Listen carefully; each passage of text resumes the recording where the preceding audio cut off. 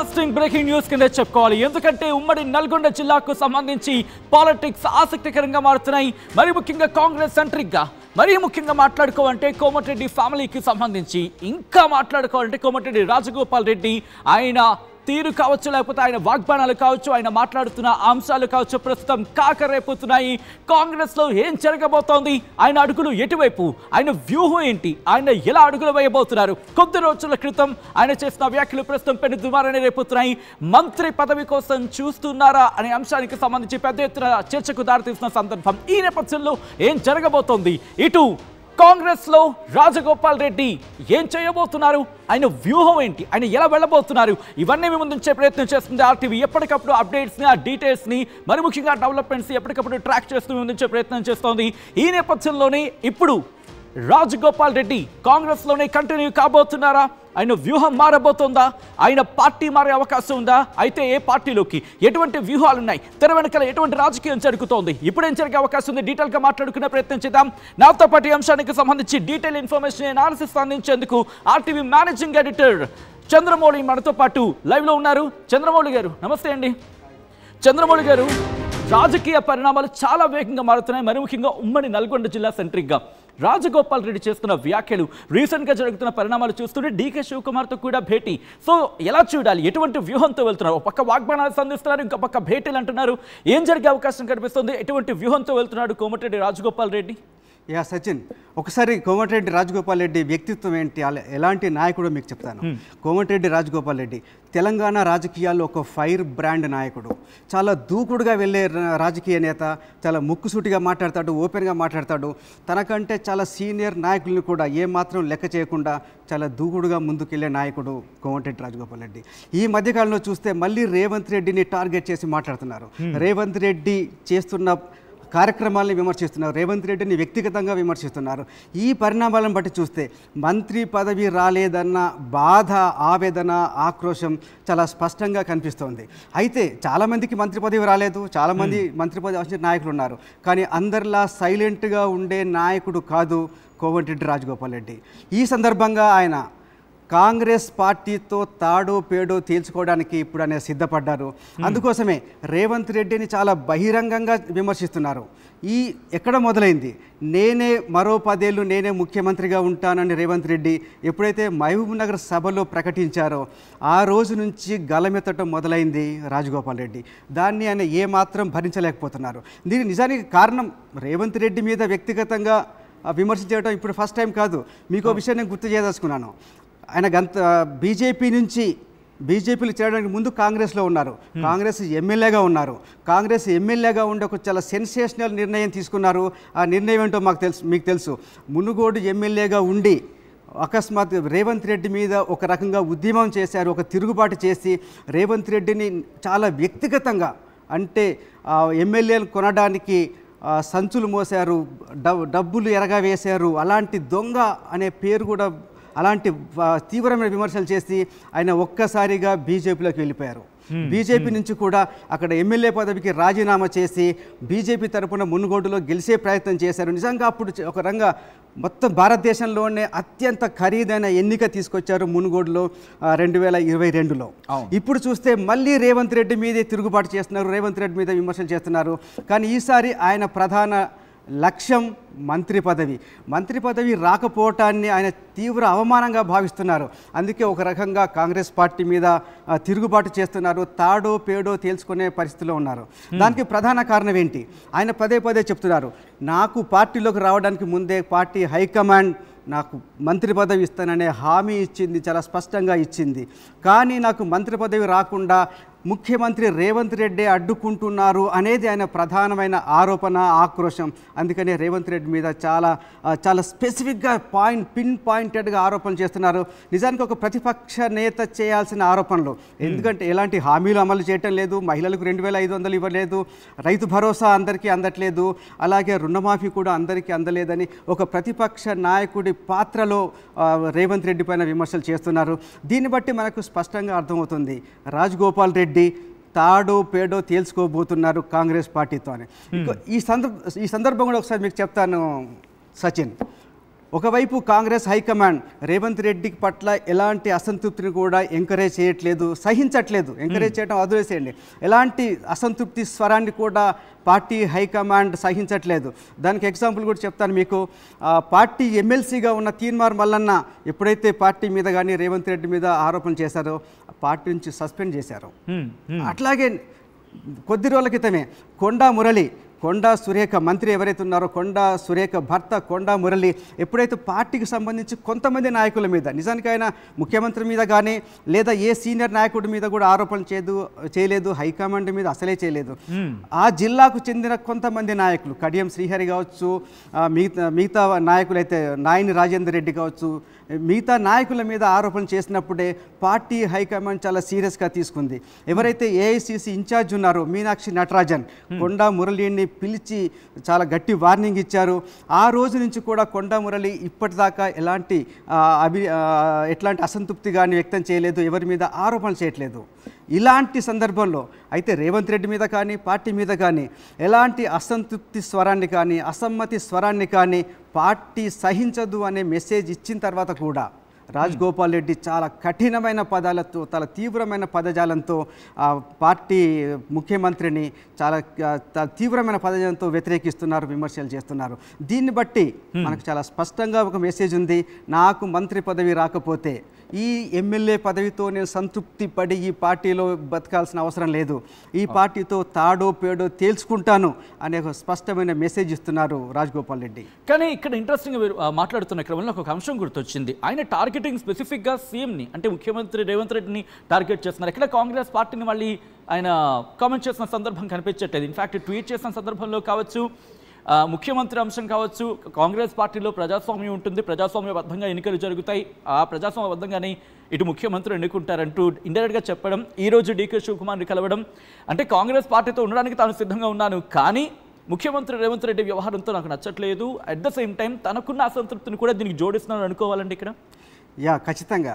ఒకటి, రేవంత్ రెడ్డి పీసీసీ అధ్యక్షుడిగా ఉన్నప్పుడు కూడా, ఎప్పుడైతే 2023 ఎన్నికల కంటే ముందు పీసీసీ అధ్యక్షుడిగా ఉన్నప్పుడు కూడా రేవంత్ రెడ్డి నాయకత్వాన్ని ఆయన చాలా బహిరంగంగా విమర్శించారు. చాలా అంటే అప్పుడున్న బీఆర్ఎస్ నాయకుల కన్నా కూడా ఎక్కువ తీవ్ర స్థాయిలో ఆయన విమర్శలు చేశారు, చాలా తీవ్రంగా కఠినం చేశారు.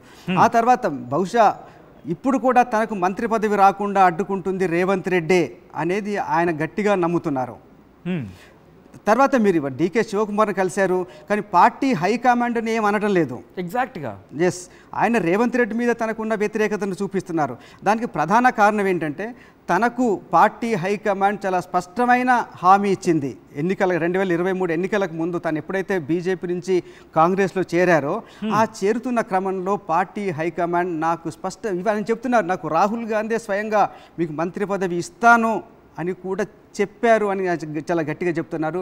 అయినా కూడా తనకు మంత్రి పదవి రాలేదు అంటే దానికి ప్రధాన కారణం ముఖ్యమంత్రి రేవంత్ రెడ్డి తన పట్ల ఉన్న వ్యక్తిగత ద్వేషాన్ని, వ్యక్తిగత వ్యతిరేకతని ఆసరా చేసుకుని రేవంత్ రెడ్డి తనకు మంత్రి పదవి రాకుండా అడ్డుకుంటున్నాడని ఆయన బలంగా నమ్ముతున్నారు. కాబట్టి అటు పార్టీ హైకమాండ్ మీద ఎలాంటి విమర్శలు చేయట్లేదు, అట్లాగే మిగతా నాయకుల మీద కూడా ఎలాంటి విమర్శలు చేయకుండా కేవలం పిన్ పాయింటెడ్గా రేవంత్ రెడ్డిని మాత్రమే ఆయన విమర్శలు చేస్తున్నారంటే ఆయన బలంగా నమ్ముతున్నారు. ముఖ్యమంత్రి రేవంత్ రెడ్డి తనకు మంత్రి పదవి రాకుండా అడ్డుకుంటున్నారని ఆయన నమ్ముతున్నారు. దానికి ఇంకొక ఉదాహరణ చెప్తాను మీకు సచిన్, ప్లీజ్. నిజానికి మంత్రివర్గ విస్తరణ జరిగింది కొద్ది రోజుల క్రితం. అప్పుడు ఆ 4 మంత్రులు తీసుకున్న క్రమంలో తనకు కూడా మంత్రి పదవి వస్తుందని ఆయన చాలా గట్టిగా నమ్మారు. కానీ ఆ క్రమంలోనే ఒక చిన్న డెవలప్మెంట్ జరిగింది. ముఖ్యమంత్రి రేవంత్ రెడ్డి కాంగ్రెస్ పార్టీ సీనియర్ నాయకుడైన జానారెడ్డి ఇంటికి వెళ్ళి కలిశారు. సరే, అప్పుడు కలవటానికి రకరకాల కారణాలు చెప్పారు. సీనియర్ నాయకుడు కాబట్టి సలహాలు తీసుకోవడానికి వెళ్ళామని చెప్పారు. కానీ కలిసిన రేవంత్ రెడ్డి కలిసిన మరునాడే జానారెడ్డి దగ్గర నుంచి ఒక ప్రకటన వచ్చింది.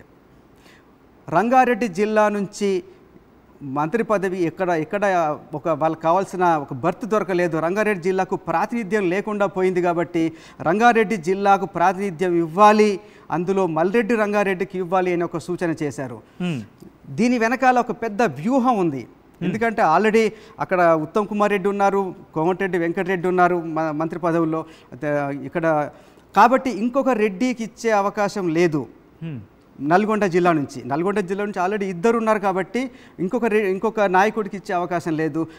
ఈ పొరపాటున ఇస్తారేమో, రాజగోపాల్ రెడ్డికి గతంలో హామీ ఇచ్చారు కాబట్టి ఆయనకు మంత్రి పదవి ఇస్తారేమో, దాన్ని అడ్డుకునే ప్రయత్నంలో భాగంగానే జానారెడ్డి రంగారెడ్డి జిల్లాకు ప్రాతినిధ్యం లేదు, రంగారెడ్డి జిల్లాకు ప్రాతినిధ్యం కల్పించాలి అని ఆయన డిమాండ్ అనేది కేవలం తనను మంత్రిగా కాకుండా అడ్డుకునే ప్రయత్నంలో భాగము. ఈ మొత్తం స్కెచ్ వెనకాల ముఖ్యమంత్రి రేవంత్ రెడ్డి ఉన్నారు. రేవంత్ రెడ్డి తను స్వయంగా చెప్పకుండా జానారెడ్డి ద్వారా చెప్పించి తన మంత్రి పదవిని తాను మంత్రి కాకుండా అడ్డుకుంటున్నారనేది అప్పుడే చాలా బహిరంగంగా చెప్తూ వచ్చారు రాజగోపాల్ రెడ్డి. ఆయన బలంగా అదే నమ్ముతున్నారు, రేవంత్ రెడ్డి జానారెడ్డి ద్వారా చెప్పించి తనకు మంత్రి పదవి రాకుండా అడ్డుకుంటున్నారని. రైట్, మీరు ఇక్కడ ఒక మాట అనడం జరిగింది, అంటే ఆయన అగ్రెషన్ గురించి ముందు నుంచి మనకు చర్చ జరిగింది, అగ్రెషన్ గురించి అందరికీ తెలిసింది. బట్ ఎంపీ ఎలక్షన్స్ వరకు చూసుకున్నా, గత కొంతకాలం ముందు వరకు చూసుకున్నా ఇంత అగ్రెసివ్, అఫ్ కోర్స్ కాంగ్రెస్ పార్టీకి సపోర్టివ్ కానీ ఎక్కడ చూసినా ఆయన స్టేట్మెంట్స్ ఉన్నాయనే చెప్పుకోవాలి. ఇటు ముఖ్యమంత్రి రేవంత్ రెడ్డి సపోర్ట్ కానీ కొన్ని సందర్భాలు మాట్లాడిన సిచ్యువేషన్. బట్ ఈరోజు ఎప్పుడైతే మంత్రి పదవులు కేటాయించడం జరిగిందో, అఫ్ కోర్స్ ఒకటి వేకెన్సీ ఉన్నప్పటికీ కూడా ఆ తర్వాత నుంచి ఫియర్సింగ్ అటాక్, ఎప్పుడు ఆయన కమ్యూనికేషన్లోకి వచ్చిన సందర్భంలో మంత్రి పదవులు ఎప్పుడైతే అనౌన్స్మెంట్ జరిగిందో కమ్యూనికేషన్ ఒకసారిగా కట్ అయిపోయింది, కొన్ని రోజులు కమ్యూనికేషన్లో లేరు. ఆ తర్వాత నుంచి వాగ్బానాన్ని సంధిస్తూనే ఉన్నారు. ఒక్కసారిగా ఈ చేంజ్ ఓవర్, ఒక్కసారిగా అగ్రెషన్ ఎలా చూడాలి? ఎందుకంటే మీరు అన్నట్టు ఇందాకలా కొండ సురేఖ భర్త కొండ మురళి విషయంలో కావచ్చు, లేకపోతే అంతకన్నా జరిగిన పరిణామక్రమంలో కాంగ్రెస్ పార్టీ చాలా వేగంగా యాక్షన్లోకి దిగింది. బట్ రాజగోపాల్ రెడ్డి విషయంలో ఏం జరుగుతుంది? రాజగోపాల్ రెడ్డి వ్యాఖ్యలు చేస్తున్నారు, బట్ కాంగ్రెస్ పార్టీ దీన్ని చూసి చూడటం వదిలేట్లేదు అని చెప్పి వదిలేట్లేదు, పట్టుకోవటం లేదు. అలా ఉంది, ఎలా చూడాలి? ఎందుకు ఇంత అగ్రెసివ్గా వెళ్తున్నారు? కాంగ్రెస్ పార్టీ ఎందుకు ఇలా ఆచితూచి వ్యవహరిస్తోంది ఈ విషయాన్ని? ఓకే, దీంట్లో చాలా క్లియర్గా అర్థమైపోయింది రాజగోపాల్ రెడ్డికి తనకు ఇక మంత్రి పదవి వచ్చే అవకాశం లేదని. తనకి రాకుండా ఎవరెవరు అడ్డుకుంటున్నారు, ముఖ్యంగా ఎవరు అడ్డుకున్నా ముఖ్యమంత్రి ద్వారానే అడ్డుకుంటున్నారు, ముఖ్యమంత్రి సూచన మేరకే తను అడ్డుకుంటున్నారు అనేది ఆయన గట్టిగా నమ్ముతున్నారు. ఇప్పుడు నిజానికి కాంగ్రెస్ ప్రభుత్వం వచ్చిన తర్వాత చాలా రోజులు ఆయన రేవంత్ రెడ్డికి అనుకూలంగా కూడా మాట్లాడారు. నిజానికి పార్టీకి చాలా విధేయుడిగా ఉన్నారు, చాలా కార్యక్రమాల్లో పాల్గొంటూ వస్తున్నారు. కానీ ఎప్పుడైతే మంత్రివర్గ విస్తరణ జరిగిందో ఆ తర్వాత తనకు చాలా క్లియర్గా అర్థమైపోయింది, తనకు మంత్రి పదవి రావడం లేదు, ఇక తనకి ఎలాంటి ఆశ లేదు. తనతో ఇంకొక విషయం చెప్పాలి, తనతో పాటుగా కాంగ్రెస్ పార్టీ ఎలక్షన్లకు ముందు కాంగ్రెస్ పార్టీలో చేరిన నాయకులందరికీ కూడా మంత్రి పదవులు వచ్చినాయి. ఫర్ ఎగ్జాంపుల్ చెప్పాలంటే తుమ్మల నాగేశ్వరరావు కానీ, పొంగులేటి శ్రీనివాసరెడ్డి కానీ, జూపల్లి కృష్ణారావు కానీ, వీళ్ళు అప్పటికి వాళ్ళ బీఆర్ఎస్ పార్టీలో ఉన్నారు. బీఆర్ఎస్లో అప్పటికే చాలా పార్టీకి దూరంగా ఉన్నా అప్పటికి వాళ్ళు వేరే పార్టీలు కాకుండా బీఆర్ఎస్లోనే ఉన్నారు. దాంతోపాటు అప్పటికి రాజగోపాల్ రెడ్డి బీజేపీలో ఉన్నారు కాంగ్రెస్లో చేరడానికంటే ముందు. అలాగే ఆయనతో పాటు వివేక్ వెంకటస్వామి, అట్లాగే ఇప్పుడు ఎమ్మెల్సీ అయిన విజయశాంతి, వీళ్ళంతా కూడా ఒకే సమయంలో కొద్ది రోజుల తేడాతోనే కాంగ్రెస్లో చేరారు. వీళ్ళందరికీ కూడా పదవులు హామీ ఇచ్చి తీసుకున్నారు. కానీ తనతో పాటు ఎవరెవరికైతే హామీ ఇచ్చిందో వాళ్ళందరికీ మంత్రి పదవులు వచ్చాయి. పొంగులేటి శ్రీనివాసరెడ్డి, జూపల్లి కృష్ణారావు, తుమ్మల నాగేశ్వరరావు, అట్లాగే వివేక్ వెంకటస్వామి, వీళ్ళంతా మంత్రులు అయిపోయారు. అప్పటికి ఏమీ కాని విజయశాంతి ఇప్పుడు ఎమ్మెల్సీ అయ్యారు. తనను ఒంటరిని చేశారు, తనను అవమానిస్తున్నారు, తనకి పదవులు ఇవ్వకుండా తనని దూరం పెట్టారని ఒక అవమాన భారంతో రాజగోపాల్ రెడ్డి కుమిలిపోతున్నారు, ఒక రకంగా రగిలిపోతున్నారనే చెప్పాలి. తర్వాత ఇంకొక ఇంట్రెస్టింగ్ పాయింట్ అంటే తనకి ఇప్పుడు ఒక వేకెన్సీ ఉంది. కానీ ఆ వేకెన్సీలో కూడా ఇప్పుడు బీసీ మూవ్మెంట్ చాలా స్ట్రాంగ్గా నడుస్తుంది. ఈరోజు కూడా కాంగ్రెస్ పార్టీ మొత్తం తెలంగాణ సంబంధించిన కాంగ్రెస్ పార్టీ ముఖ్యమంత్రితో సహా మంత్రివర్గం అంతా కూడా బీసీలకు 42% రిజర్వేషన్లు ఇవ్వాలి స్థానిక సంస్థల ఎన్నికల్లో అని చెప్పి అనే నినాదంతో ఇవాళ ధర్నా కూడా చేశారు. ఈ సందర్భంలో బీసీలను కాకుండా ఇంకొక రెడ్డికి నా మంత్రి పదవి ఇచ్చే అవకాశం ఏమాత్రం లేదు. పైగా నల్గొండకు చెందిన రెడ్డికి ఇచ్చే అవకాశం అసలు లేదు. ఎందుకంటే నల్గొండలో ఇప్పటికే ఉత్తమ్ కుమార్ రెడ్డి మంత్రిగా ఉన్నారు, రాజగోపాల్ రెడ్డి సోదరుడు వెంకటరెడ్డి మంత్రిగా ఉన్నారు. అలాగే ఆల్రెడీ ఇద్దరు ఉన్నారు, ఇద్దరు ఒకే సామాజిక వర్గం, రెడ్డి సామాజిక వర్గం. కాబట్టి అదే జిల్లాకు చెందిన మూడో వ్యక్తికి అవకాశం లేదు, అదే సామాజిక వర్గానికి చెందిన ఇంకొక నాయకుడికి అవకాశం లేదు. కాబట్టి ఇక తనకు ఎలాంటి అవకాశం లేదు అని ఆయన గట్టిగా రూఢి అయిన తర్వాత సడన్గా గొంతు మార్చారు, సడన్గా అగ్రెసివ్గా మార్చారు. అయితే మీరు అనొచ్చు ఏంటి ఆయన వ్యూహం ఏంటి అని. నిజంగా ఇప్పుడు సడన్గా అగ్రెసివ్గా మారటం వల్ల ఆయనకి ఏమొస్తుంది? నిజానికి ఆయన ముందే చెప్పాను నేను, ఆయన చాలా అగ్రెసివ్ నాయకుడు, ముక్కుసూటిగా వెళ్ళే నాయకుడు, చాలా దూకుడుగా వెళ్ళే నాయకుడు అని. ఆయన ముందున్న స్ట్రాటజీ ఒకటే కనిపిస్తుంది సచిన్.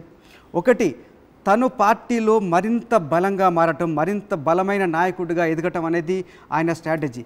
అలా ఎదగటం ద్వారా పార్టీ హైకమాండ్ మీద ఒత్తిడి పెట్టాలి. ఇప్పుడు ఆయన ఏం చేస్తున్నారు తెలుసా మీకు?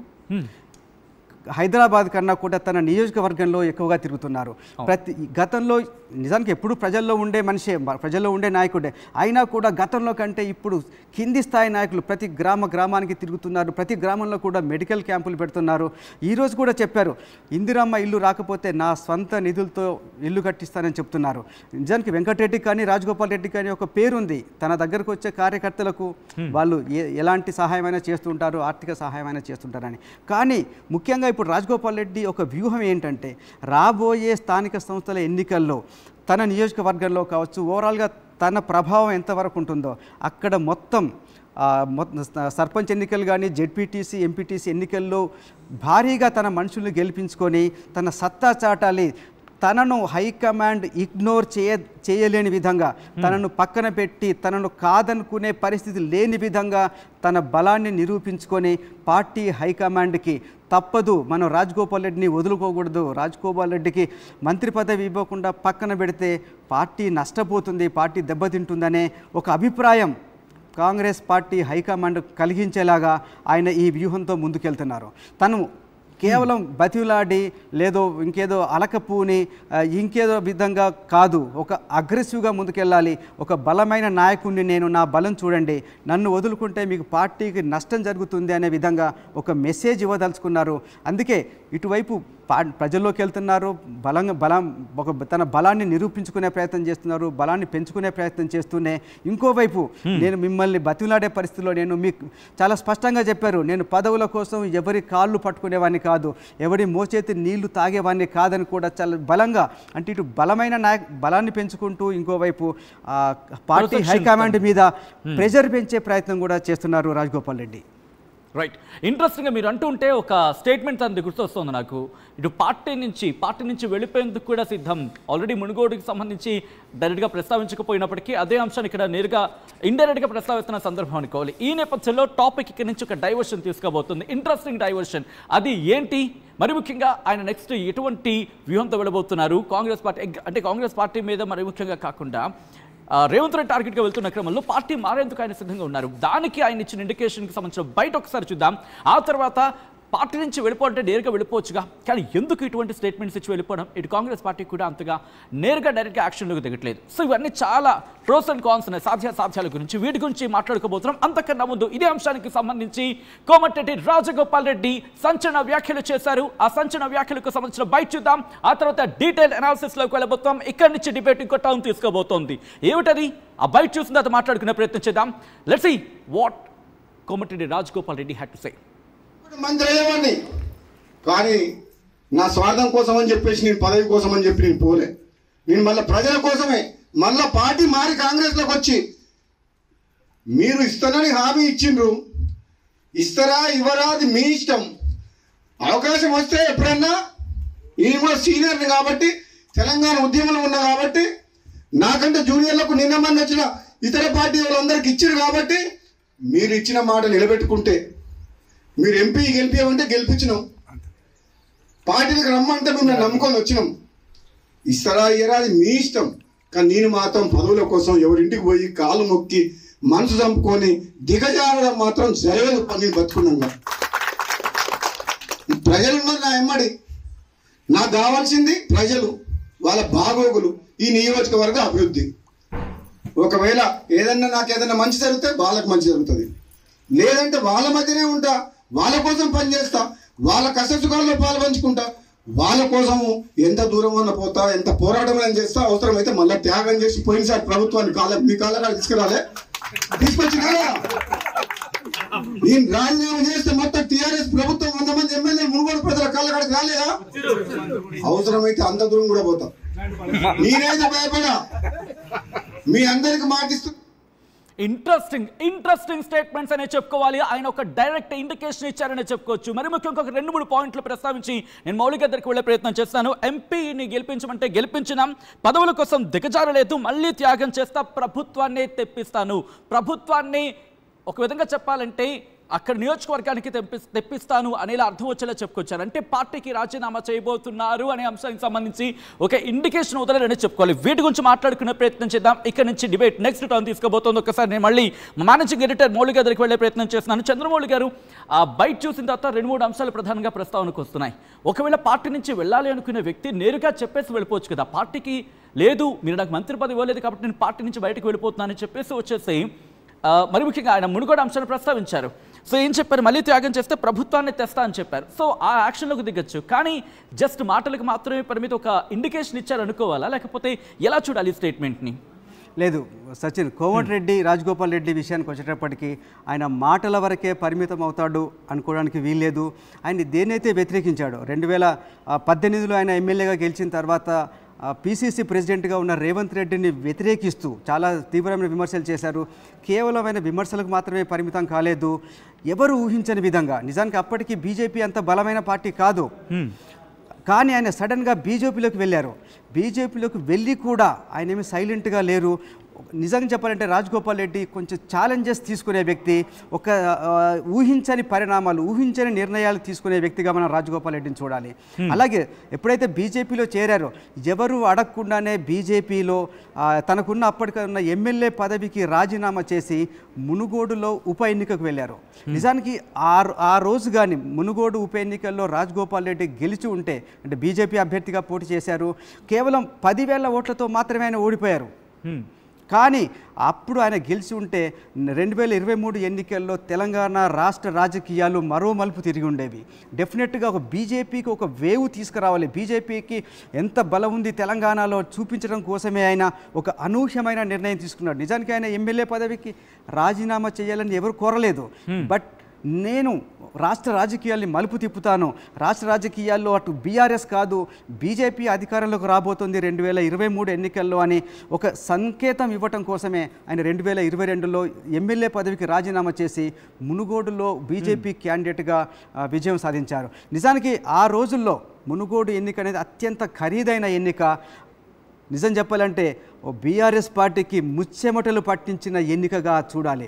ఆ రోజు చూడొచ్చు మనం, బీఆర్ఎస్ అంతకుముందు ఎన్నికల్లో ఇప్పుడు కొంత కమ్యూనిస్టు పార్టీలను తిడుతుండేవారు అప్పుడు ముఖ్యమంత్రి కేసీఆర్. అవన్నీ తోక పార్టీలు, ప్రజాబలం లేదు, వాటి వల్ల ఉపయోగం లేదని ఏ కమ్యూనిస్టు పార్టీలను అయితే కేసీఆర్ విమర్శిస్తూ వచ్చి దూషిస్తూ వచ్చారో అలాంటి పార్టీలతో కూడా ఆయన పొత్తు పెట్టుకోవాల్సిన పరిస్థితి కల్పించారు రాజగోపాల్ రెడ్డి. నిజానికి అక్కడ కమ్యూనిస్టుల ఓటింగ్ దాదాపు 20,000 మంది ఓటింగ్ ఉంది కమ్యూనిస్టులకి. నిజంగా నల్గొండ జిల్లా కొంత కమ్యూనిస్టులకి కంచకోటగా చెప్పుకోవాలి. మునుగోడులో కూడా 20,000 ఓటింగ్ ఉంది. కమ్యూనిస్టులకు 20,000 ఓటింగ్ ఉన్న కమ్యూనిస్టులతో పొత్తు పెట్టుకున్న తర్వాత కూడా రాజగోపాల్ రెడ్డి ఓడిపోయింది కేవలం 10,000 ఓట్లతోనే. కానీ అప్పుడే మనం గమనించాలి, నిజంగా కమ్యూనిస్టులతో పొత్తు లేకుండా ఉంటే పరిస్థితి ఎలా ఉండేదని. అలాగే మునుగోడు ఎన్నికల్లో మనం చూడొచ్చు, దాదాపు అప్పుడున్న రాష్ట్ర క్యాబినెట్ మొత్తం కూడా అక్కడ ఉంది. అక్కడ మొత్తం రాష్ట్రంలో ఉన్న బీఆర్ఎస్ నాయకత్వం అంతా అక్కడ దిగి హోరాహోరీగా పోరాడి కూడా రాజగోపాల్ రెడ్డిని ఓటమి పాలైనా కూడా కేవలం 10,000 ఓట్లంటే తన బలాన్ని నిరూపించుకునే ప్రయత్నం చేశాడు. తన వ్యక్తిగత బలాన్ని బాగా పెంచుకొని ఒక రాష్ట్ర రాజకీయాల్ని మలుపు తిప్పే ఉద్దేశంతో చేసి ఒక రకంగా ఓటమి పాలైన ఒక యోధుడిగానే ఆ రోజు అందరికీ కనిపించాడు. ఇదే పరిస్థితి ఇప్పుడు రాకూడదని ఏం లేదు. మళ్ళీ ఒక అనూహ్యమైన నిర్ణయం తీసుకోలేడని మాత్రం మనం అనుకోలేము. ఇక్కడ ఆయన సహనంగా ఉంటున్నారు. ఆ సహనం ఎంతవరకు అంటే ఒక రకంగా ఇప్పుడు తన ప్రజాక్షేత్రంలో తన బలం పెంచుకునే ప్రయత్నం చేస్తూ ఇటువైపు పార్టీ హైకమాండ్ మీద ప్రెజర్ పెంచే ప్రయత్నం చేస్తున్నారు. ఇప్పటికైతే ఇంకా పూర్తిగా తెగదెంపులు చేసుకునే ప్రయత్నం చేయట్లేదు. అందుకని ఆయన రాహుల్ గాంధీని కానీ, సోనియా గాంధీని కానీ, ఖర్గేని కానీ ఎలాంటి మాట అనడం లేదు. నాకు హామీ ఇచ్చింది హైకమాండ్, ఆ హామీ నిలబెట్టుకోవాలని చెప్తూనే రేవంత్ రెడ్డిని మాత్రమే దూషిస్తున్నారు, రేవంత్ రెడ్డి మీద మాత్రమే విమర్శలు చేస్తున్నారు. కానీ ఆయనకున్న ఈ సహనం మరీ ఎక్కువ రోజులు ఉంటుంది అని అనుకోవడానికి మాత్రం వీల్లేదు. ఆయన వ్యూహం ఒకటే, తన ఈ పోరాటం కంటిన్యూ అవుద్ది. రేవంత్ రెడ్డి మీద కావచ్చు, రాష్ట్ర ప్రభుత్వ పనితీరు మీద ఆయన విమర్శలు, ఆయన దాడి, ఆయన పోరాటం మాత్రం కంటిన్యూ చేస్తారు. ఎప్పటిదాకా చేస్తారు? ఒకటి, కాంగ్రెస్ పార్టీ తనను పార్టీ నుంచి సస్పెండ్ చేసే వరకు చేస్తారు. నిజంగా అలాంటి పరిస్థితి కాంగ్రెస్ పార్టీ యొక్క నిర్ణయం తీసుకునే వరకు కూడా ఆయన ఒత్తిడి కంటిన్యూ అవుతుంది. ఒకసారి ఆయన పార్టీ ఆయన సస్పెండ్ చేస్తే కానీ ఆయన మళ్ళీ ఒక అనూహ్యమైన నిర్ణయం తీసుకునే అవకాశం ఉంది. బహుశా అనూహ్యమైన నిర్ణయం రకరకాలుగా ఇప్పుడైతే ఆయన ముందు చాలా ఆప్షన్స్ ఉన్నాయి. ఒకటి బీఆర్ఎస్కి వెళ్తారా, లేదు మళ్ళీ బీజేపీకి వెళ్తారా, లేదు ఇండిపెండెంట్గా పోటీ చేస్తారా. ఇంట్రెస్టింగ్ ఆ పాయింట్కి వెళ్తాం. బట్ అంతకన్నా ముందు మన టీం కొన్ని క్వశ్చన్స్ అంటే సమాజంలో ఈ అంశానికి సంబంధించి జరుగుతున్న డిస్కషన్కి సంబంధించి కొన్ని పాయింట్స్ని గ్రాఫిక్ రూపంలో రెడీ చేసి ఉంచింది. ఒకసారి ఆ గ్రాఫిక్స్ పాయింటర్స్ని చూసే ప్రయత్నం చేద్దాం. రాజగోపాల్ రెడ్డి ఏం చేస్తారు? కాంగ్రెస్లోనే ఉంటూ అసమ్మతికి మీరన్నట్టుగా అసమ్మతికి దిగే అవకాశం ఉంది, పార్టీకి రాజీనామా చేసే అవకాశం ఉంది, ఇండిపెండెంట్గా బరిలోకి దిగే అవకాశం ఉంది, బీఆర్ఎస్లోకి వెళ్ళడం జరుగుతుంది అంటూ కూడా చెప్తున్న పరిస్థితి ఉంది, మళ్ళీ బీజేపీలోకి వెళ్ళడం. ఈ ఆప్షన్స్కి సంబంధించి ఇది ప్రజెంట్ పబ్లిక్లో జరుగుతున్న డిస్కషన్. ఒక విధంగా చెప్పంటే కోర్గా మాట్లాడుకున్న సందర్భంలో ఒక 5 పాయింట్లు, అఫ్కోర్స్ ఇంకా ఉండొచ్చు, బట్ ప్రధానంగా ఈ 5 పాయింట్లకు సంబంధించి చర్చ జరుగుతోంది. సో కమింగ్ మనం ఆ పాయింట్కి వచ్చే ప్రయత్నం చేస్తున్నాం కాబట్టి బీజేపీ, బీఆర్ఎస్, ఇండిపెండెంట్ ఈ 3 ఆప్షన్స్ ఉన్నాయి. సో వీటిని అనాలిసిస్ చేయాలని విశ్లేషించాలంటే ఎలా చేయొచ్చు? ఇప్పుడు బీజేపీలోకి వెళ్ళే అవకాశం ఉందనుకోవాలా, బీఆర్ఎస్లోకి వెళ్ళే అవకాశం ఉందా, లేకపోతే ఇండిపెండెంట్గా పోటీ చేసే అవకాశం ఉందా? ఓకే, రాజగోపాల్ రెడ్డి ఆయన వ్యక్తిత్వం కానీ ఆయన ప్రవర్తన తీరు ఆయనకున్న హిస్టరీ చూస్తే ఎక్కువ రోజులు ఇక పార్టీలో ఉండే అవకాశం లేదు. ఎందుకంటే ఆయన దాడిని తగ్గించే అవకాశం లేదు, దాడిని ఆపేసే అవకాశం ఏమాత్రం లేదు. ఎందుకంటే మనం చూస్తున్నాం అంతకుముందు జరిగినప్పుడు కేవలం ఒక ప్రెస్ నోట్కి లేదా ఒక ట్విట్టర్కి మాత్రం లేదా ఒక ఇండైరెక్ట్గా విమర్శలు చేసిన వ్యక్తి ఇప్పుడు నిరంతరంగా ఏమాత్రం మొహమాటం లేదు, ఏమాత్రం ఇక బహిరంగంగా ఓపెన్ అయిపోయారు. పార్టీ అంటే ఇక్కడ తెలంగాణలో ప్రభుత్వం ఏమాత్రం పనిచేయటం లేదు, రేవంత్ రెడ్డి ప్రభుత్వం పూర్తిగా విఫలమైంది అని చెబుతూ చాలా తీవ్రమైన దాడి చేస్తున్నారు. ప్రస్తుతం కాంగ్రెస్ పార్టీ ఎట్లాంటి అసమ్మతిని సహించే పరిస్థితులు లేదని మీకు ఇంతకుముందే చెప్పాను నేను. అట్లాగే ఈ విషయంలో కూడా కాంగ్రెస్ టుక్ నోట్ ఆఫ్ దిస్, ఆయన అసంతృప్తిని గ్రహించింది, గమనించింది. క్రమశిక్షణా సంఘం చైర్మన్ ఎవరైతే ఉన్నారో మల్లు రవి ఎంపీగా ఉన్నారో ఆయన ఆల్రెడీ దీని మీద ఒక ప్రకటన చేశారు. ఏవైతే రాజగోపాల్ రెడ్డి చేస్తున్న విమర్శలు, రాజగోపాల్ రేకెత్తిస్తున్న ఈ అసంతృప్తిని మేము గమనించాం, మా నోటీస్కి వచ్చింది, నేను ఆయనతో మాట్లాడతాను, ఆయనతో ఏంటో ఆ విషయం ఏంటో తెలుసుకుంటాను అని మాత్రం ఆయన ఈరోజే చెప్పడం జరిగింది. ఖచ్చితంగా ఈ విషయంలో రేపు ఎల్లుండో కానీ వచ్చే వారం రోజుల్లోపు రాజగోపాల్ రెడ్డితో మాట్లాడి ఈ లోపు ఆయన తన దాడిని ఆపుతారా, తన విమర్శలు ఆపుతారా, తన అసంతృప్తిని తన అసమ్మతిని తగ్గించుకుంటారా వెయిట్ చేస్తుంది కాంగ్రెస్ పార్టీ నాయకత్వం. కానీ రాజగోపాల్ రెడ్డి మనస్తత్వాన్ని చూస్తే ఆయన ఏమాత్రం తగ్గే మనిషి కాదు, చాలా దూకుడుగా వెళ్ళే మనిషి. తర్వాత ఆయన చాలా క్లారిటీ ఉంది, ఇప్పటికే పార్టీ మీద తన దాడిని ఏమాత్రం ఆపే ప్రసక్తి లేదు. ఇలాంటి పరిస్థితుల్లో పార్టీ ఏ నిర్ణయం తీసుకుంటుంది? పార్టీ కూడా ఇప్పుడున్న పరిస్థితుల్లో ఆయన్ని ఎక్కువ రోజులు సహించే పరిస్థితి అయితే లేదు. ఎందుకంటే దానివల్ల ఒక్కరికి ఇద్దరు మరిన్ని అసంతృప్తి స్వరాలు పెరిగే అవకాశం ఉంది, మరింత అసమ్మతి పెరిగే అవకాశం ఉంటుంది. కాబట్టి ప్రస్తుతం కాంగ్రెస్ పార్టీ అసమ్మతిని సహించే పరిస్థితి లేదు. కాబట్టి ఖచ్చితంగా రాజగోపాల్ రెడ్డి తన దాడిని కొనసాగిస్తూనే ఉంటారు. ఖచ్చితంగా ఏదో ఒక పాయింట్లో కాంగ్రెస్ పార్టీ ఆయన మీద చర్య తీసుకోక తప్పని పరిస్థితి ఖచ్చితంగా ఏర్పడుతుంది. మరి అలాంటి సందర్భంలో ఏం జరుగుతుంది అనేది మీరు అడుగుతున్న ప్రశ్న. అవును, ఎందుకంటే రాజగోపాల్ రెడ్డికి సంబంధించి పార్టీలో తెచ్చుకునే క్రమంలోనే చాలా కీ రోల్ ప్లే చేస్తారు అనే అంశానికి సంబంధించి తెచ్చుకున్న సందర్భం ఇప్పుడు వదులుకునే సందర్భం ఉంటుందా? యాక్షన్లోకి దిగితే వేరే విధంగా ఉంటుంది. సో ఇప్పుడు ఎలక్షన్స్ కూడా అంటే స్థానిక ఎలక్షన్స్ కూడా దగ్గరలో ఉన్నాయి కాబట్టి ఈ క్రమంలో చర్యలకు దిగే అవకాశం ఉందా, లేకపోతే ఆఫ్టర్ ఎలక్షన్స్ తర్వాత దిగే అవకాశం ఉంటుంది అనుకోవాలా? రాజగోపాల్ రెడ్డి వెనక్కి తగ్గే అవకాశం ఎందుకు లేదు? నిజంగా బుజ్జగిస్తే తగ్గుతారా, లేదు బెదిరిస్తే తగ్గుతారా? ఈ విషయాలు రెండే జరగాలి. అయితే బుజ్జగించాలి, లేదంటే మీ మీద చర్యలు తీసుకుంటామని వార్నింగ్ ఇవ్వాలి. ఈ రెండు రకాలుగా రాజగోపాల్ రెడ్డి వెనక్కి తగ్గే అవకాశం ఉందా అంటే చాలా స్పష్టంగా లేదనే చెప్పాలి. ఎందుకంటే మీకు ఒక విషయం చెప్తాను, రాజగోపాల్ రెడ్డి ఇప్పుడు ఏదో ఒక ఎమ్మెల్యేగా ఉంటే చాలు అనుకునే వ్యక్తి కాదు. చాలా ఆయనలో ఉన్న ఆవేదనని, చాలా ఆక్రోశాన్ని చాలా స్పష్టంగా కాదు, చాలా బలంగా వినిపిస్తున్నారు. నాకంటే జూనియర్లకు ఇస్తున్నారు, నాకంటే బలహీనమైన నాయకులకు కూడా మంత్రి పదవులు ఇస్తున్నారు, నాకెందుకు ఇవ్వరు, నాకు స్పష్టమైన హామీ ఇచ్చి మాట తప్పుతున్నారనేది చాలా బలంగా చెప్తున్నారు. ఒక విషయం ఆయనకు చాలా స్పష్టంగా అర్థమైంది, ఇక కాంగ్రెస్ పార్టీలో ప్రస్తుతం ఉన్న ప్రభుత్వంలో ఆయనకు మంత్రి పదవి వచ్చే అవకాశం ఏమాత్రం లేదు. దానికి కారణం చెప్తాను. ముఖ్యంగా నల్గొండ జిల్లాలో ఇప్పటికే చాలా బలమైన నాయకులు ఉన్నారు. ముఖ్యంగా చెప్పాలంటే జానారెడ్డి చాలా సీనియర్ నాయకులు, ఒకప్పుడు ఆయన ముఖ్యమంత్రి అవుతారు, ముఖ్యమంత్రి అభ్యర్థిగా కూడా ఉన్న నాయకుడు. ఆయనకు సంబంధించి ఆయనకున్న ఇద్దరు అబ్బాయిల్లో ఒకరు ఎమ్మెల్యేగా ఉన్నారు, ఒకరు ఎంపీగా ఉన్నారు. మరొక నాయకుడు ఉత్తమ్ కుమార్ రెడ్డి భార్య పద్మావతి, ఆమె అక్కడ ఎమ్మెల్యేగా ఉన్నారు. ఇంకొకటి ఇప్పుడు ప్రస్తుతం ఇంతకుముందు బీఆర్ఎస్లో ఉన్న మండలి చైర్మన్ ఎవరైతే ఉన్నారో గుత్తా సుఖేందర్ రెడ్డి తనయుడు కూడా ప్రస్తుతం కాంగ్రెస్ పార్టీలోనే ఉన్నారు. కాంగ్రెస్ పార్టీలో ఆయన ఒక కార్పొరేషన్కి చైర్మన్గా ఉన్నారు. వీళ్ళందరి నుంచి కూడా పోటీ ఉంది. రాజగోపాల్ రెడ్డి ఎదిగితే వీళ్ళందరికీ కూడా రాజకీయ భవిష్యత్తు ఎవరికో ఒకరికి దెబ్బ పడుతుంది. కాబట్టి వీళ్ళందరూ ఏకమై రాజగోపాల్ రెడ్డికి మంత్రి పదవి రాకుండా అడ్డుకుంటున్నారనేది నిజం. ఈ విషయం కూడా రాజగోపాల్ రెడ్డికి తెలుసు. కాబట్టి ఇంకా నాకు భవిష్యత్తు లేదు, కాంగ్రెస్ పార్టీలో మంత్రి పదవి వచ్చే అవకాశం లేదు వీళ్ళందరినీ కాదని. ఎందుకంటే తెలుసు ఇప్పుడు ఉత్తమ్ కుమార్ రెడ్డి చాలా పవర్ఫుల్గా ఉన్నారు మంత్రిగా. తర్వాత తన సొంత సోదరుడే కోమటిరెడ్డి వెంకటరెడ్డి మంత్రిగా ఉన్నారు. కాబట్టి ఒకే కుటుంబం నుంచి మంత్రి అయ్యే అవకాశం లేదు. అలాగే ఒకే సామాజిక వర్గం నుంచి ఇంకొక రెడ్డి మంత్రి అయ్యే అవకాశం లేదు. ఒకే జిల్లా నుంచి ఇంకొక వ్యక్తి, ఆల్రెడీ ఇద్దరు మంత్రులు ఉన్నారు కాబట్టి మూడో మంత్రి అయ్యే అవకాశం లేదు. తర్వాత ఇక్కడ ఇంట్రెస్టింగ్ పాయింట్ ఇంకోటి చెప్తాను సచిన్ మీకు. ఇప్పటిదాకా కోమటిరెడ్డి వెంకటరెడ్డి, కోమటిరెడ్డి రాజగోపాల్ రెడ్డి ఇద్దరిని కోమటిరెడ్డి బ్రదర్స్ అంటారు. వీళ్ళిద్దరు నిజం చెప్పాలంటే ఒక అన్నదమ్ముల్లా కాకుండా మంచి స్నేహితుల్లా ఉంటారు. ఇద్దరు కలిసి సరదాగా ఉంటారు. ఇద్దరు కలిసి చాలా పార్టీ కార్యక్రమాల్లో పాల్గొంటారు. ఇద్దరికి ఒకరికొకరు చాలా సపోర్టివ్గా ఉంటారు. మీకు ఒక చాలా ఇంట్రెస్టింగ్ పాయింట్ చెప్తాను సచిన్ మీకు.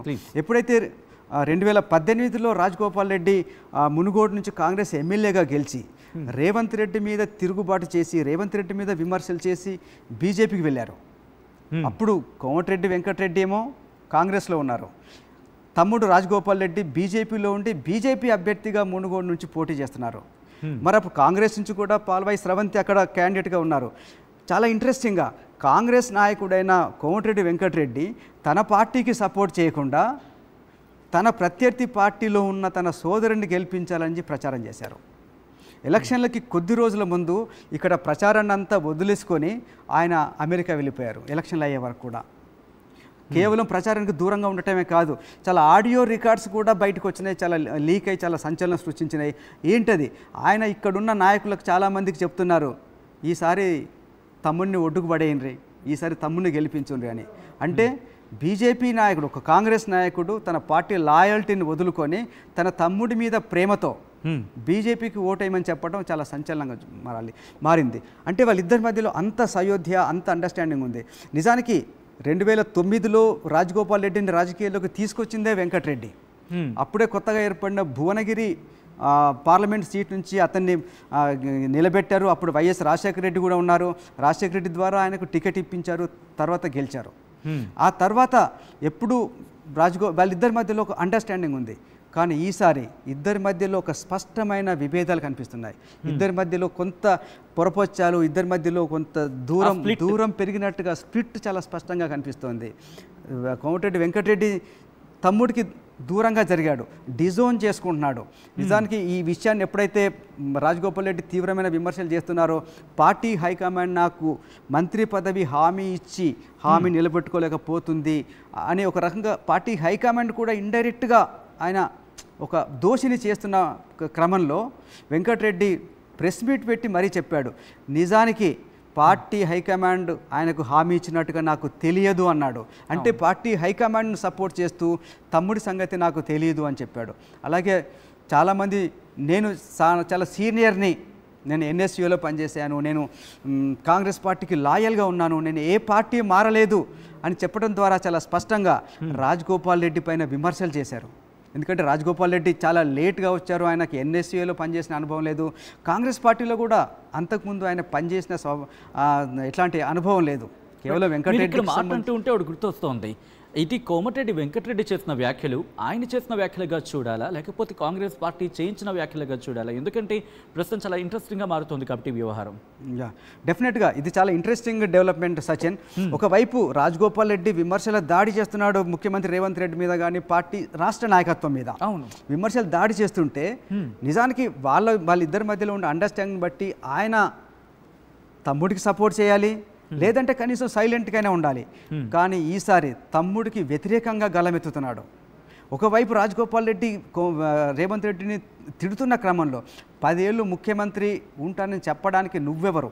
కాంగ్రెస్ పార్టీలో నువ్వు కాదు డిసైడ్ చేయాల్సింది, పార్టీ హైకమాండ్ డిసైడ్ చేస్తుంది.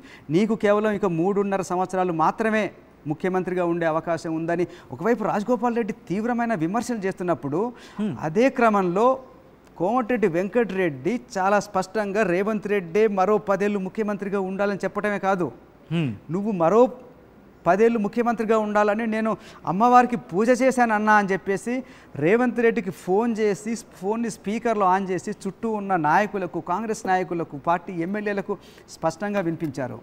కానీ నిజానికి చెప్పిందని రేవంత్ రెడ్డి మరో 10 ఏళ్ళు ముఖ్యమంత్రి ఉంటానని ఆయన అనుకున్నప్పుడు రాజగోపాల్ రెడ్డి విమర్శిస్తే దాన్ని సపోర్ట్ చేస్తున్నాడు వెంకటరెడ్డి. ఇది కేవలం పార్టీ నాయకులకు కాదు, మొత్తం తెలంగాణ ప్రజలకు, కాంగ్రెస్ కార్యకర్తలకు ఆయన ఒక క్లియర్ మెసేజ్ ఇచ్చాడు. I am with Congress party, I am with Revanth Reddy, నేను మా తమ్ముడి వైపు లేను, నేను ఇప్పుడు కాంగ్రెస్ పార్టీ వైపు ఉన్నానని చెప్పి చాలా స్పష్టంగా చెప్తున్నాడు. ఇండైరెక్ట్గా తమ్ముడి మీద విమర్శలు చేస్తున్నాడు. నేను పార్టీలో సీనియర్ని అని. ఎందుకంటే ఇంతకుముందే చెప్పాను, రాజగోపాల్ రెడ్డి చెప్తున్నాడు నాకంటే జూనియర్లకి మంత్రి పదవులు వచ్చినాయని. కానీ కోమటిరెడ్డి వెంకటరెడ్డి చెప్తున్నాడు నేను నీకంటే సీనియర్ని, నువ్వేమి సీనియరు కాదు, నువ్వు ఒక రకంగా నువ్వు బచ్చగాడివి, నీకు మంత్రి పదవి ఆశించే హక్కు అర్హత లేదని కూడా కోమటిరెడ్డి వెంకటరెడ్డి ఇండైరెక్ట్గా చెప్తున్నాడు. అలాగే నేను పార్టీ లాయల్గా ఉన్నాను, నేను పార్టీలు మారలేదని చెప్పడం ద్వారా నువ్వు పార్టీలు మారావు, నీకు కాంగ్రెస్ పార్టీ పట్ల లాయాలిటీ లేదు, విశ్వసనీయత లేదు, నీకు విశ్వాసం లేదు పార్టీకి, నువ్వు కట్టుబడి ఉండలేదు అని ఇండైరెక్ట్గా రాజగోపాల్ రెడ్డిని ఫస్ట్ టైం ఇలాంటి విమర్శలు, తమ్ముడి పట్ల విమర్శలు చేయటం అనేది ఇప్పటిదాకా వాళ్ళ రాజకీయ జీవితంలో జరగలేదు. కానీ మొట్టమొదటిసారి తమ్ముడికి దూరమై తమ్ముడి పైన విమర్శలు చేస్తున్నారు. దీని వెనకాల మీరు క్వశ్చన్ అడిగారు, దీని వెనకాల పార్టీ ఉందనుకోవాలా అని. ఖచ్చితంగా ఉంది. ఎందుకంటే రాజగోపాల్ రెడ్డిని కంట్రోల్ చేయడం కోసం పార్టీయే చెప్పాలంటే రేవంత్ రెడ్డి సూచనల మేరకు కావచ్చు, రాహుల్ గాంధీ సూచనల మేరకు రాజగోపాల్ రెడ్డిని కంట్రోల్ చేయాలంటే తన అన్నే సరైన ఆయుధం అని చెప్పి రేవంత్ రెడ్డి నమ్ముతున్నాడు, పార్టీ హైకమాండ్ నమ్ముతుంది. కాబట్టి అన్నని తమ్ముడికి వ్యతిరేకంగా నిలబెట్టింది, ప్రోత్సహిస్తుంది. ఇప్పుడు ఆ రకంగా కూడా ఒంటరివాడైపోయాడు రాజగోపాల్ రెడ్డి. పార్టీ నాయకత్వం నుంచి సపోర్ట్ లేదు, జిల్లాలో ఉన్న నాయకుల నుంచి సపోర్ట్ లేదు, ఒక రకంగా వ్యతిరేకత ఉంది. ఇప్పుడు స్పష్టంగా తన అన్న కోమటిరెడ్డి వెంకటరెడ్డి నుంచి కూడా ఆయన వ్యతిరేకత ఎదుర్కొంటున్నారు. కాబట్టి అందుకే ఇక నాకు ఈ పార్టీలో ఉంటే భవిష్యత్తు లేదు, పదవులు రావు అనే నిర్ణయానికి కోమటిరెడ్డి రాజగోపాల్ రెడ్డి వచ్చారు. సచిన్, ఇక్కడ మీరు అంటూ ఉంటే అంటే కోమటిరెడ్డి వెంకటరెడ్డిని అక్కడ సెంట్రిక్గా రాజగోపాల్ రెడ్డికి ఏం చేయడం అంటే మంత్రి పదవి ఉంది కాబట్టి ఒకవేళ నువ్వు కనుక సపోర్ట్ చేయకపోతే మంత్రి పదవి మీ తమ్ముడికి ఇస్తామనో, లేకపోతే అలా బెదిరింపులకి ఏమైనా అటువంటి సినారియో ఉందనుకోవచ్చు ఇక్కడ కాంగ్రెస్ పార్టీ నుంచి. ఎందుకంటే కోమటిరెడ్డి వెంకటరెడ్డి మీరు అన్నట్టుగా ఇంతవరకు ఎప్పుడూ కూడా రాజగోపాల్ రెడ్డికి వ్యతిరేకంగా గళమనిపించిన సందర్భం కనిపించలేదు. సో ఇటువంటి క్రమంలో వెంకటరెడ్డి ఎటువంటి ప్రభావం ఉండొచ్చు, ఏం జరుగుండొచ్చు భావించవచ్చు, పార్టీలు చర్చ కావచ్చు? నిజానికి రాజగోపాల్ రెడ్డి వెంకటరెడ్డి మధ్య చాలా సయోధ్య ఉంటుందని మనం ముందే చెప్పుకున్నాం. కాకపోతే ఇక్కడికి వచ్చేటప్పటికి ఒక రకంగా ఆర్థికపరమైన లావాదేవీల్లో కూడా ఇద్దరి మధ్యలో కొన్ని విభేదాలు వచ్చినట్టుగా మనకు చాలా న్యూస్ ఉంది, మన దగ్గర సమాచారం ఉంది. అలాగే ఎవరో ఒక్కరికి మాత్రమే మంత్రి పదవి ఇవ్వగలరు. ఒకే కుటుంబంలో, ఒకే సామాజిక వర్గం, పైగా ఒకే కుటుంబంలో ఇద్దరికి మంత్రి పదవి ఇచ్చే అవకాశం ఏమాత్రం లేదు. ఇద్దరిలో ఎవరికో ఒకరికే ఇవ్వాలనుకున్నప్పుడు పార్టీ హైకమాండ్ చాలా స్పష్టంగా అనుకుంది కోమటిరెడ్డి వెంకటరెడ్డి ఎక్కువ ఎలిజిబుల్, అర్హత ఎక్కువ ఉందని పార్టీ హైకమాండ్ నమ్మింది. దానికి కారణం ఏంటంటే ఈయన 2009లో కోమటిరెడ్డి రాజగోపాల్ రెడ్డి రాజకీయాల్లోకి వస్తే అంతకన్నా ముందు నుంచి ఈవెన్ ఎన్ఎస్ఏ నుంచి కూడా వెంకటరెడ్డి రాజకీయాల్లో ఉన్నారు, తమ్ముడిని రాజకీయాలకు తీసుకొచ్చిందే ఆయన. ఆ తర్వాత తెలంగాణ ఉద్యమం చాలా జోరుగా సాగుతున్న కాలంలో కూడా చాలా ప్రబలంగా జరుగుతుంది. 2014 కంటే ముందు అయితే అంతకుముందు కిరణ్ కుమార్ రెడ్డి మంత్రివర్గం నుంచి కూడా కోమటిరెడ్డి వెంకటరెడ్డి తెలంగాణ ఉద్యమం కోసం మంత్రి పదవిని త్యాగం చేసిన నాయకుడు. ఆ గుర్తింపు కూడా, ఆ త్యాగం కూడా, ఆ గౌరవం కూడా కోమటిరెడ్డి వెంకటరెడ్డికి ఉంది. తర్వాత ఎప్పుడు కూడా ఆయన పార్టీ మీద తిరుగుబాటు చేసిన నాయకుడు కాదు. పార్టీకి పదవి ఇచ్చినా ఇవ్వకపోయినా పార్టీకి విశ్వాసపాత్రుడుగా ఉన్నాడు. కాబట్టి తర్వాత పార్టీలో సీనియరు, పార్టీకి అత్యంత విశ్వాసపాత్రుడు, అట్లాగే పార్టీలో ఎప్పుడు కూడా చాలా లాయల్గా ఉండి ఎప్పుడు ఏ పార్టీ మీద ఏ నాయకుడి మీద కూడా తిరుగుబాటు చేసిన ఇలాంటి చరిత్ర ఆయనకు లేదు. సేమ్ టైం ఇదే టైంలో మీకు ఒక విషయం నేను గుర్తు చేస్తాను సచిన్ ప్లీజ్. కోమటిరెడ్డి రాజగోపాల్ రెడ్డి ఎప్పుడైతే 2014 తర్వాత కొద్ది రోజులు పొన్నాల లక్ష్మయ్య పీసీసీ ప్రెసిడెంట్గా ఉన్నారు. ఆ తర్వాత ఉత్తమ్ కుమార్ రెడ్డి ఎప్పుడైతే పీసీసీ అధ్యక్షుడు అయ్యారో ఆ పీసీసీ అధ్యక్షుడు అయ్యే అర్హత ఉత్తమ్ కుమార్ రెడ్డికి లేదు, నాకే ఉంది అని చెప్పేసి తన తీవ్రమైన అసంతృప్తిని వ్యక్తం చేసి చాలా వ్యక్తిగతమైన విమర్శలు కూడా చేస్తూ వచ్చారు కోమటిరెడ్డి రాజగోపాల్ రెడ్డి, ఉత్తమ్ కుమార్ రెడ్డి అప్పుడున్న పీసీసీ అధ్యక్షుడి మీద. నిజానికి ఆయన వేసుకున్న డ్రెస్ని కూడా గంగిరెద్దుల వాడి డ్రెస్ లాగా ఉందని చాలా అంటే పర్సనల్ విమర్శలకు కూడా పర్సనల్ ఆ దూషణలకు కూడా దిగి తర్వాత అలాంటి విమర్శలు చేశారు. ఉత్తమ్ కుమార్ రెడ్డి తర్వాత ఎప్పుడైతే రేవంత్ రెడ్డి పీసీసీ ప్రెసిడెంట్ అయ్యారో రేవంత్ రెడ్డి మీద కూడా అలాంటి ఆరోపణలు చేశారు, చాలా వ్యక్తిగత విమర్శలు చేశారు, చాలా నోట్ల దొంగ అనే చాలా వ్యక్తిగత విమర్శలకు దిగారు. ఇంకొక ఇంట్రెస్టింగ్ పాయింట్ ఏంటంటే ఆయన ఎప్పుడైతే కాంగ్రెస్ నుంచి రేవంత్ రెడ్డి మీద విమర్శలు చేస్తూ బీజేపీలోకి వెళ్ళారో అప్పుడున్న బీజేపీ అధ్యక్షుడు బండి సంజయ్ మీద కూడా ఆయన అసంతృప్తి గలమే ఎత్తారు, అసంతృప్తిని వ్యక్తం చేస్తూ నిజానికి బండి సంజయ్ని పార్టీ అధ్యక్షుడిగా తొలగించడంలో ఆయనే చెప్పుకున్నారు. బండి సంజయ్ నా వెనకాల కుట్ర జరిగింది, కొంతమంది కావాలని నా మీద తప్పుడు ప్రచారం చేసి తప్పుడు ఆరోపణలు చేసి నన్ను అధ్యక్ష పదవి దించారని. అందులో కూడా రాజగోపాల్ రెడ్డి కీలక పాత్ర పోషించారనేది చాలా సమాచారం. అయితే ఇక్కడ మనకేమర్థం అవుతుంది, ఆయన ఏ పార్టీలో ఉన్నా ఎప్పుడు కొంత అసంతృప్తి వ్యక్తం చేస్తుంటారు, అసమ్మతి కూటమిలోనే ఉంటారు. అటు ఉత్తమ్ కుమార్ రెడ్డి కావచ్చు, రేవంత్ రెడ్డి కావచ్చు, బీజేపీలోకి వచ్చిన తర్వాత బండి సంజయ్ కావచ్చు, మళ్ళీ ఇప్పుడు కాంగ్రెస్లోకి వచ్చిన తర్వాత మళ్ళీ రేవంత్ రెడ్డి మీద అదే అసంతృప్తి వ్యక్తం చేస్తున్నారు. కాబట్టి ఈయన వ్యవహార శైలి తెలిసింది కాబట్టే ఇద్దరిలో అన్నా తమ్ముడు ఇద్దరిలో ఎవరికి మంత్రి పదవి ఇవ్వాలనుకున్నప్పుడు ఖచ్చితంగా పార్టీ హైకమాండ్ కోమటిరెడ్డి వెంకటరెడ్డి వైపే మొగ్గు చూపింది, ఆయనకు మాత్రమే మంత్రి పదవి కట్టబెట్టింది. సచిన్ బట్ ఇంట్రెస్టింగ్ అంతే ఇంత డెవలప్మెంట్లో ఇప్పుడు ఆయన బయటకు వెళ్తారనే చర్చ చూడందుకుంటున్న క్రమంలో ఒకవేళ వెళితే కనుక మళ్ళీ భారతీయ జనతా పార్టీలోకి వెళ్ళే అవకాశం ఉందా, భారతీయ జనతా పార్టీ యాక్సెప్ట్ చేస్తుందా, ఈ రెండు క్వశ్చన్స్ రైజ్ అవుతాయి. దాంతోపాటు ఇప్పుడు ఆల్టర్నేటివ్గా కనిపించేది బీఆర్ఎస్తో మునుగోడులో అదొక యుద్ధాన్ని తలపించింది. అటువంటి పార్టీలో మళ్ళీ కోమటిరెడ్డి రాజగోపాల్ రెడ్డి వెళ్ళే అవకాశం ఉందా? ఈ రెండింటిని మినహాయిస్తే ఇండిపెండెంట్గా ఆయన ఉంటారా? ఒకవేళ ఉంటే కనుక అఫ్కోర్స్ ఒక ఎమ్మెల్యేగానే ఉండే అవకాశం ఉంటుందేమో తప్ప మళ్ళీ మంత్రిగా అంటే అదొక చాలా సుదూరమైన ప్రయాణం అనుకోవాలి. సో ఎటువంటి సాధ్యాసాధ్యాలు ఇక్కడ మనకు కనిపిస్తున్నాయండి? సచిన్, ముఖ్యంగా ఇప్పుడు అందరూ అనుకుంటుంది కోమటిరెడ్డి రాజగోపాల్ రెడ్డి ముందున్న ఆప్షన్స్లో బీజేపీ ఆర్ బీఆర్ఎస్ లేకుంటే ఇండిపెండెంట్గా ఉండడం అనేది. అయితే ఒక రాజకీయ నాయకుడు ఎవరైనా సరే రాజకీయాల్లో ఒక అంబిషియస్గా ఉండి మంత్రి కావాలి లేదంటే ఫ్యూచర్లో ముఖ్యమంత్రి కావాలని ఇలాంటి ఆశలు ఉన్న వ్యక్తి ఎవరు కూడా ఇండిపెండెంట్గా ఎక్కువ రోజులు ఉండలేరు. ఇండిపెండెంట్గా ఉంటే ఎమ్మెల్యేగా ఉండొచ్చు కానీ మంత్రి లేకుండా ఉన్న పదవులు వచ్చే అవకాశం లేదు, తక్కువ. అయితే ఇప్పుడు ఆ ఇమీడియట్గా ఇండిపెండెంట్ అవ్వచ్చు, ఇమీడియట్గా ఇండిపెండెంట్ నాయకుడిగా మారచ్చు. కానీ ఫ్యూచర్లో అయినా సరే ఏదో పార్టీలో ఉంటే తప్ప ఏ అధికారంలో ఉండే పార్టీలో చేరి అధికారంలోకి వస్తే మంత్రి పదవో మరో పదవో రావడానికి అవకాశం ఉంటుంది. మైనారిటీ ప్రభుత్వం అయితేనే. అయితే ఇప్పుడు ఇండిపెండెంట్గా ఉండే అవకాశం ఉంది, అది మీకు చెప్తాను. అంతకన్నా ముందు బీఆర్ఎస్లోకి వెళ్ళే అవకాశం ఉందా అనే చర్చ ఇప్పుడు బలంగా సాగుతోంది. నిజంగా ఇప్పటికిప్పుడు ఎందుకంటే మొన్ననే బీజేపీ నుంచి వచ్చాడు కాబట్టి మళ్ళీ వెంటనే బీజేపీలోకి వెళ్తారా, వెళ్తే నిజంగా వాళ్ళు యాక్సెప్ట్ చేస్తారా అనేది ఒక ప్రశ్న. అయితే అలా కాకపోతే బీఆర్ఎస్లోకి ఎంతవరకు అవకాశం ఉంది ఒకసారి చూద్దాం. కోమటిరెడ్డి రాజగోపాల్ రెడ్డి కాంగ్రెస్ పార్టీని వదిలేసి బీజేపీలోకి వెళ్ళటానికి ప్రధాన కారణం, ఒకవైపు రేవంత్ రెడ్డి మీద విమర్శలు చేస్తున్నా కూడా ఆయన చేసిన విమర్శలు ఏంటి రేవంత్ రెడ్డి మీద? రేవంత్ రెడ్డి నాయకత్వంలో కాంగ్రెస్ పార్టీకి కేసీఆర్ను కానీ అప్పుడున్న బీఆర్ఎస్ను లేదా అప్పుడున్న టీఆర్ఎస్ను ఆ పార్టీని ఓడించే సత్తా లేదు. రేవంత్ రెడ్డి నాయకత్వంలో పార్టీ బలపడే అవకాశం లేదు. కేసీఆర్ను ముఖ్యమంత్రిగా గద్దెదించే అధికారం కానీ అంత బలం కాంగ్రెస్ పార్టీకి లేదు కాబట్టి నేను ఈ పార్టీని వదిలేసి బీజేపీలోకి వెళ్తున్నానని చెప్పారు. అప్పుడు ఆయన నమ్మారో లేదో మనకు తెలియదు. బీజేపీకి మాత్రమే బీఆర్ఎస్ను ఓడించే సత్తా ఉంది, అంత శక్తి ఉంది, బలం ఉంది కాబట్టి నేను బీజేపీలోకి వెళ్తున్నా. రేవంత్ రెడ్డి నాయకత్వంలో ఉన్న కాంగ్రెస్ పార్టీకి కేసీఆర్ను ముఖ్యమంత్రిగా గద్దెదించే శక్తి లేదు కాబట్టి నేను కాంగ్రెస్ పార్టీని వదిలేస్తున్నా అన్నారు. ఆయన టార్గెట్గా ఆయన ఏం చెప్పారంటే ముఖ్యమంత్రిగా ఉన్న కేసీఆర్ని గద్దెదించడమే నా జీవిత లక్ష్యం అని చెప్పారు. అదే లక్ష్యంతోనే ఆయన బీజేపీలోకి వెళ్ళారు. మరి అంత వ్యతిరేకించిన బీఆర్ఎస్లోకి ఇప్పుడు వెళ్తారా అనేది ఒక క్వశ్చన్ మార్క్. ఓకే, రాజకీయాల్లో శాశ్వత మిత్రత్వాలు శాశ్వత శత్రుత్వాలు ఉండవు.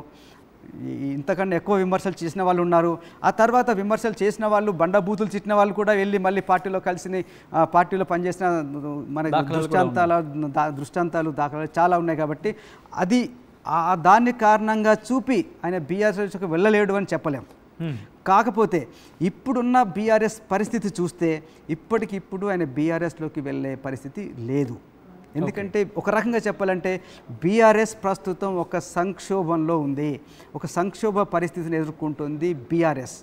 దానికి మీకు 2-3 కారణాలు చెప్తాను. ఒకటి, ఆ పార్టీ అగ్రనాయకులు అటు కేసీఆర్ కావచ్చు, కేటీఆర్ కావచ్చు, ఒక రంగ హరీష్ రావు కూడా, ఇంకా చాలామంది నాయకులు రకరకాల కేసుల్లో ఉన్నారు. అది ఒకటి కాళేశ్వరం కావచ్చు, ఫోన్ ట్యాపింగ్ కావచ్చు, తర్వాత గొర్రెలు బర్రెల స్కామ్ కావచ్చు, ఇంకా చాలా ఉన్నాయి. తర్వాత యాదాద్రి విద్యుత్ ప్లాంట్ కొనుగోలు సంబంధించిన ఒక స్కామ్ ఉందంటున్నారు. ఇట్లా చాలా ఆరోపణలు, చాలా విమర్శలతో పార్టీ నాయకత్వం అంతా కూడా తీవ్రమైన విమర్శలను ఎదుర్కొంటున్నారు. స్వయంగా కేసీఆర్ కూడా Kaleshwaram commission, PC Ghosh commission ముందు హాజరయ్యారు. ఆ కమిషన్ రిపోర్ట్ కూడా ఇప్పుడు క్యాబినెట్ సమర్పించారు. దాని మీద విచారణ కూడా జరగబోతుంది. ఇంకోవైపు ఫోన్ ట్యాపింగ్ కేసు కూడా చాలా సీరియస్గా జరుగుతుంది. ఫోన్ ట్యాపింగ్ కేసులో కూడా అప్పటి ముఖ్యమంత్రి కేసీఆర్ ఉన్నారనే ఆరోపణలు వస్తున్నాయి. ఇలాంటి సందర్భంలో వాళ్ళు ఒక రకంగా పార్టీ నాయకత్వం అంతా కూడా ఈ ఆరోపణలతో ఉక్కిరి బిక్కిరి అయిపోతున్న పరిస్థితి కనిపిస్తోంది ప్రస్తుతం. మరోవైపు కేసీఆర్ కూడా ఇదివరకు ఉన్నంత ఆరోగ్యంగా లేరు. చాలా రోజులుగా ఆయన బయటికి రావటం లేదు. ఈ మధ్యకాలంలో 2 సార్లు ఆయన హాస్పిటల్కి వచ్చి హెల్త్ చెకప్ చేయించుకున్నారు. నిజంగా సీరియస్ ఎయిల్మెంట్ ఏమైనా ఉందా లేదా తెలియదు, కానీ ఆయన ఇప్పటికిప్పుడైతే బయటికి వచ్చి ప్రజలను కలుస్తున్న పరిస్థితి లేదు. కొంతమంది నాయకులు, చాలా పార్టీకి, చాలా కుటుంబానికి దగ్గరగా ఉన్న నాయకులు మాత్రమే ఎర్రవెల్లి ఫామ్ హౌస్కి వెళ్ళి కేసీఆర్ని కలిసి వస్తున్నారు. ఒక రకంగా చెప్పాలంటే ఆయన యాక్టివ్గా బయటకు వచ్చి ఒక ఉద్యమం నాటి పరిస్థితుల్లో మళ్ళీ పోరాటం చేసే పరిస్థితి కనపట్లేదు. ఒకవైపు కేసులు, మరోవైపు కేసీఆర్ సంబంధించిన ఆరోగ్య పరిస్థితి ఉంటే, మరోవైపు కవిత, కేసీఆర్ కూతురు కవిత బయటకు వచ్చి ఒక రకంగా తిరుగుబాటు చేసి ఒక ప్రత్యామ్నాయంగా ఇంకో పార్టీ పెట్టే పరిస్థితిలో ఉన్నారు. ఆమె పార్టీపై తిరుగుబాటు చేసి పార్టీ మీద తీవ్రమైన విమర్శలు చేస్తున్నారు. అటు సొంత అన్న మీద చేస్తున్నారు, ఒక కేసీఆర్ మీద మాత్రమే చేయలేదు, కానీ సొంత అన్న మీద ఆ చుట్టూ దయ్యాలు ఉన్నాయని చెప్పడం ద్వారా హరీష్ రావు మీద కావచ్చు, సంతోష్ మీద కావచ్చు, పల్లా రాజేశ్వర రెడ్డి, జగదీష్ రెడ్డి, వీళ్ళందరి మీద ఆరోపణలు చేస్తున్నారు. ఒక రకంగా పార్టీని డ్యామేజ్ చేయడంలో కూడా కవిత తన వంతు పాత్ర పోషిస్తున్నారు. మరోవైపు మనం ఈ మధ్య చూసాం సచిన్, కొంతమంది బీఆర్ఎస్ నాయకులు, ముఖ్యంగా మాజీ ఎమ్మెల్యేలు పార్టీని వదిలేసి వెళ్ళిపోతున్నారు అనే చర్చ జరుగుతుంది. దీనికి చర్చే కాదు, దీనికి సంబంధించి గువ్వల బాలరాజు అనే మాజీ ఎమ్మెల్యే ఆల్రెడీ రాజీనామా చేసేసాడు దాదాపు 4 రోజుల క్రితం. మిగతా వాళ్ళు కూడా, అంటే హర్షవర్ధన్ రెడ్డి కావచ్చు, జైపాల్ యాదవ్ కావచ్చు, మిగతా చాలామంది, మర్రి జనార్దన్ రెడ్డి, వీళ్ళంతా కూడా పార్టీని వదిలేసి వెళ్ళిపోతారనే వార్తలు వస్తున్నాయి. దాంట్లో ఒకరిద్దరు ఖండించారు. కానీ బీజేపీ మళ్ళీ బీఆర్ఎస్ నుంచి నాయకుల్ని తీసుకునే పని మొదలుపెట్టింది. ఇవంతా చాలామంది నాయకులు, దాదాపు 10 మంది మాజీ ఎమ్మెల్యేలని, కొంతమంది ఎమ్మెల్యేలు కూడా వాళ్ళు ఒక ఆపరేషన్ ఆకర్ష్తో పార్టీలోకి తీసుకునే ప్రయత్నం జరుగుతుందన్న వార్తలు వస్తున్నాయి. దానికి కొన్ని ఎగ్జాంపుల్స్, కొంత ఆధారాలు కనిపిస్తున్నాయి. ఇలా పార్టీ ఇప్పుడు ఒక సంక్షోభంలో ఉన్న పరిస్థితుల్లో ఇప్పటికిప్పుడు మాత్రం రాజగోపాల్ రెడ్డి బీఆర్ఎస్లో చేరే అవకాశం లేదు. అయితే ఒకే ఒక ఆప్షన్ ఉంటుంది.